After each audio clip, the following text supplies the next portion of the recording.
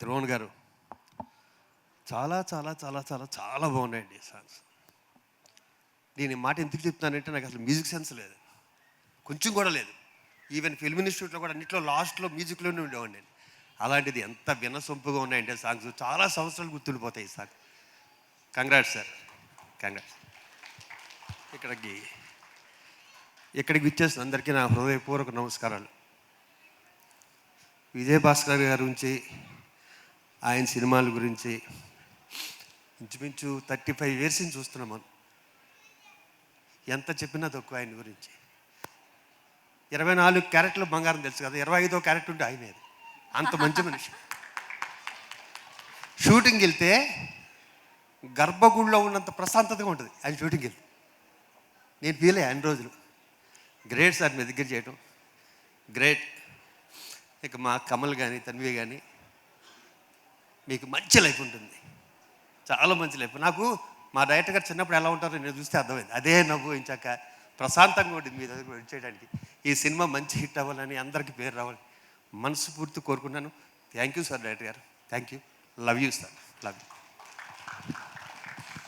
Yeah please Phani గారిని మాట్లాడవలసిందిగా request చేస్తున్నాం. యా, అందరికీ నమస్కారం.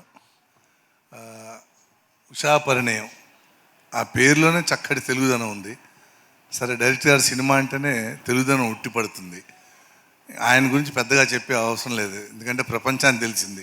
మనం కొత్తగా విడమరిచి చెప్పాల్సిన అవసరం లేదు. కానీ ఈ సినిమాలో మా కమల్ కానీ తన్వి కానీ నేను ప్రతి బిట్టు ఎంజాయ్ చేశాను. చాలా చక్కగా ఎనర్జెటిక్గా అందంగా చేశారు. అది వాళ్ళ కష్టం, డైరెక్టర్ గారు చేయించుకోవడం ఆయన అదృష్టం. ఆయన చాలా ఓపిక్గా, నెమ్మదిగా, హాయిగా నవ్వుతూ చేయించుకుంటారు. చాలా బాగా మా కమల్ కనిపిస్తున్నంతసేపు నాకు చాలా ఆనందంగా ఉంది. ఎందుకంటే మా ముందు తిరుగుతూ ఉన్నప్పుడు భలే ఉన్నాడు అనుకున్నాను. నిజంగా కూడా స్క్రీన్ మీద నిజంగా భలే ఉన్నారు. ప్రతిసారి అన్నాను ఈ మాట నేను. అంత చక్కగా చేశారు కమలు. తన్వి కూడా చాలా అందంగా చేసింది. డైరెక్టర్ గారి సినిమాలో ఒకటే మాట, ఆవకాయ అన్నం తినేసి కొన్నిసార్లు బాగా అందంగా ఉన్న ఆ ఆవకాయ టేస్ట్ని మర్చిపోకుండా ఉండడం కోసం ఆవకాయ బద్ద చేయి కడిగేసుకుని మళ్ళీ తింటూ ఉంటాం.